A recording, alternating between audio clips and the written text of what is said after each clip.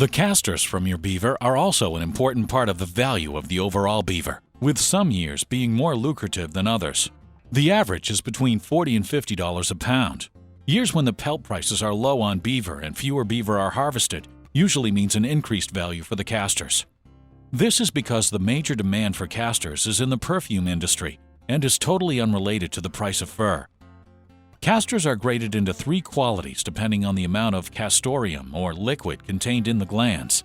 Number 1 is called clean. They're plump and full and easy to identify. The best of these came from beaver taken under the ice in late winter. They may range in weight between 4 ounces to as high as 8 or 10 ounces in very big males.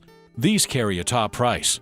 Number 2s, called ordinary, are much less full but do have some castoreum. They look like they've been drained. The size is often the same, just less distended. These are usually beaver taken in mid-fall and spring. These also include number 1 casters that may have holes in them or be slightly damaged. The value of this grade usually runs about 20% less than the number 1s. The third grades are called shells.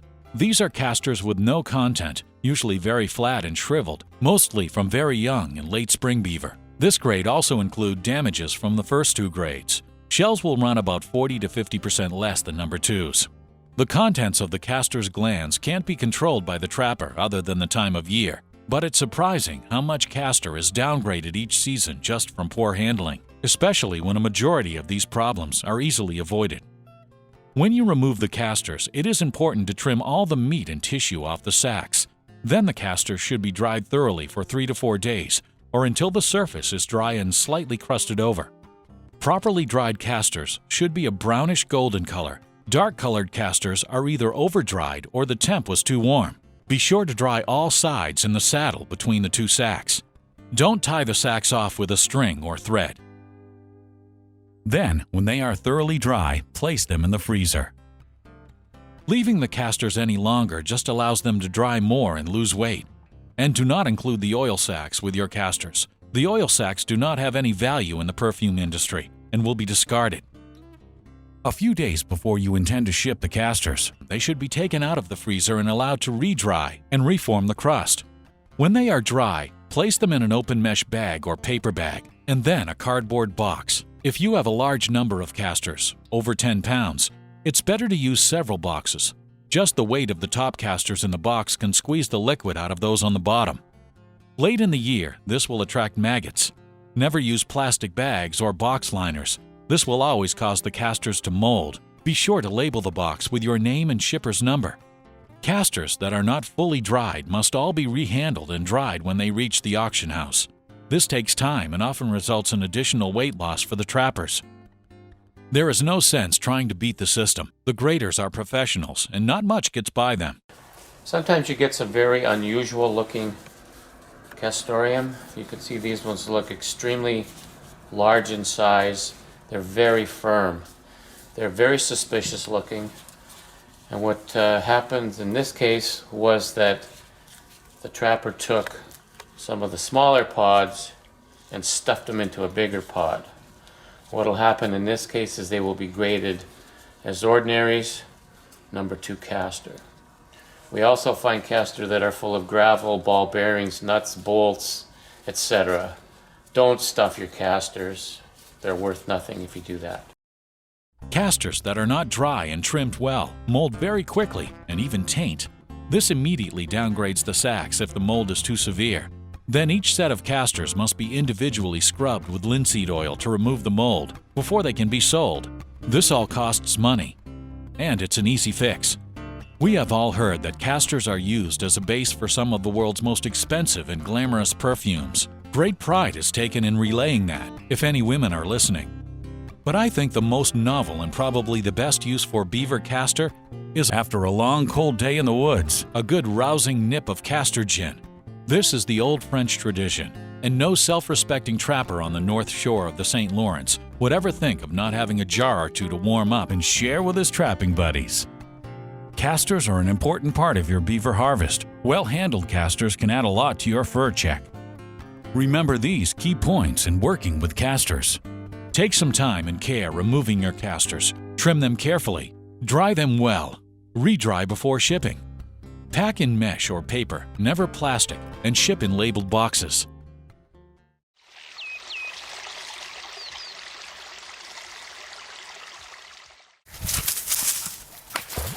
We all know what that sound means, but you know, that's also the sound of money. Just like castor, beaver tails are added value to your harvest. They're used to make unusual and interesting leather products.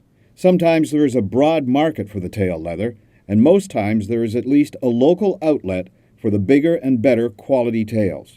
The tail leather tans up well and is durable. It's used for a lot of applications such as wallets, knife sheaths, and caps. And just recently, there has been an interest in tanned tails by some very high-profile designers as accessories for their fashion lines. They are easy to put up and will add some extra value to your beaver harvest. The tails can be taken off during the trapping season and frozen. When things slow down, just thaw them out and put them up. The tails you choose to put up should be at least 5 inches wide and free from any cuts or scars and bites that take pieces out of the tail. Ernie Moffat from Mazaral Settlement in New Brunswick puts up several hundred beaver tails a season. He'll explain his technique. You need a sharp fillet knife, what I use. Ernie starts working his knife in from the back, using the thin blade to cut the leather free from the tailbone. Keep your angle like you are clean skinning, leaving as much fat and gristle on the tail and off the leather. You go all the way around the end and up the other side. Then cut along the edge all the way around the tail where you will leave the hinge. You have to be real careful when you get down to the end because it's really thin here.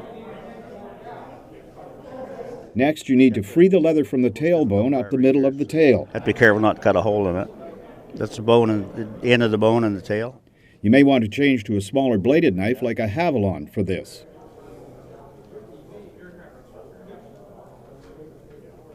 Just continue to open the tail as you work towards the front. The tailbone needs to be removed. It should be almost freed up, just a little cutting on the bottom. You should be able to pull it free. Try and take as much fat off with the bone as you can. You now trim up any hide or meat left on the base of the tail. And I usually cut this hairline and cut this hair off.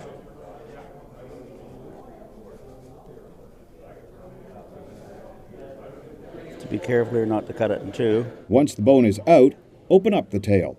Once the leather is free from the bone, all the remaining fat must be cut or scraped off the leather. This is where the long, thin fillet knife works really well. It's very flexible and bends with the contour of the tail. Now you need a good hand scraper to finish up. Any left on will taint very quickly. You have to put quite a few nails in because it really shrinks when it dries out.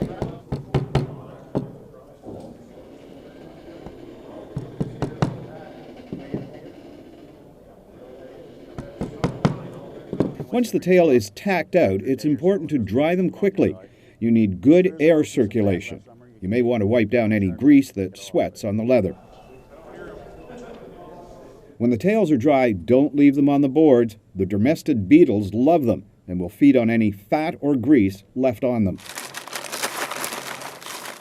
The best way to store the dried tails is to freeze them. Be sure and double wrap to prevent freezer burn. So when the demand is there, your tails will be all ready to market. Key points. A. Tails should be a minimum of 5 inches wide and no damage. B. A long, thin-bladed knife is best to work with. C. Dry thoroughly. And D. Store frozen.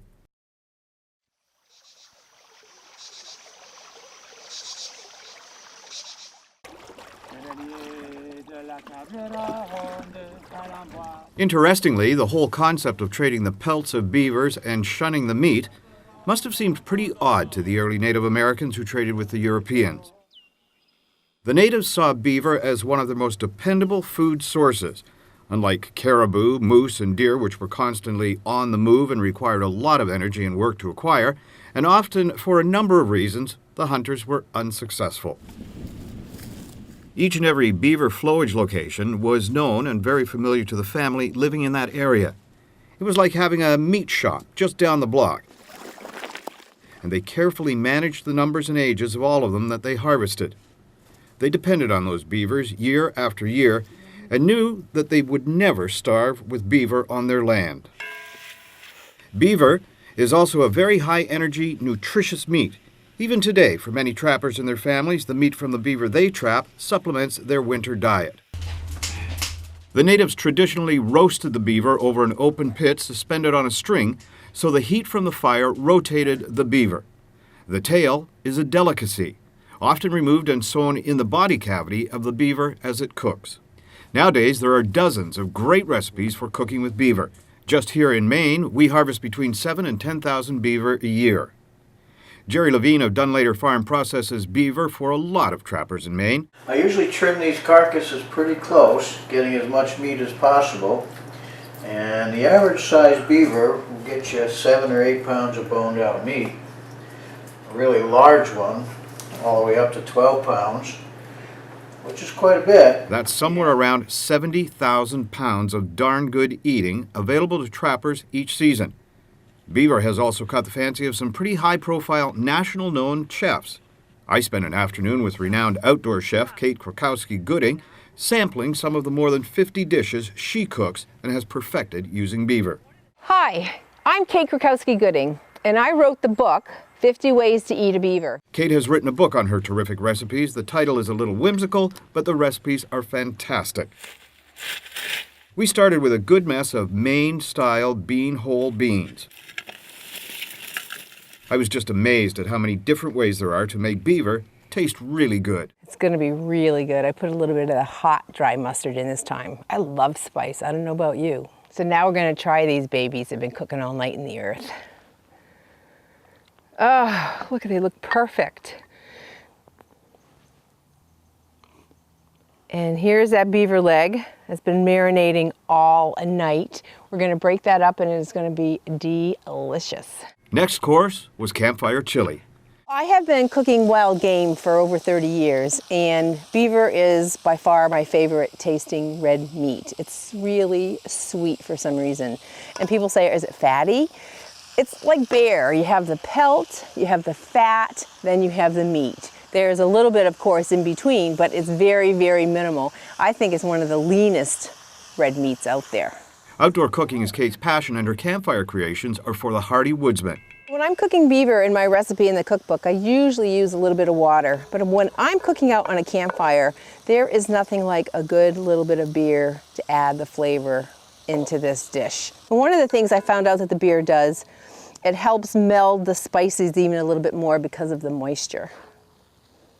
Well, I think we're almost ready to try this.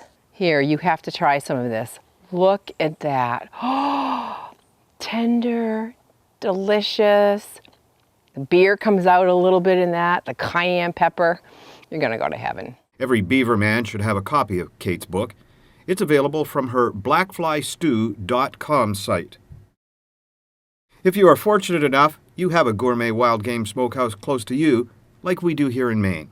There is a lot of other product lines that beaver meat is well suited for. Jerry Levine of Dunlater Farm has developed some superb smoked products using beavers, no additives, no fillers, and the nutritional benefits are off the chart. The beaver meat is ground and seasoned with an array of spices depending on the various recipes he creates. Everything from jerky-like snack sticks to salami, summer sausage, to a host of different breakfast sausages. They all lend themselves perfectly to beaver meat as the main ingredient. The smoking is done hot with apple or maple, adding another dimension to the flavor. I keep the temperature between 180 and 240 degrees, pretty much like barbecue. I am sure that any of you that have attended any of the Shippers Council and NAFA fish fries at the last several NTA conventions can attest to the taste of some of these great smoked beaver recipes. It's pretty good.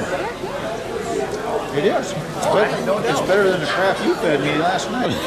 That was beaver too. Oh. What do you think? Very good. You gotta try it. It's very good. What's the verdict?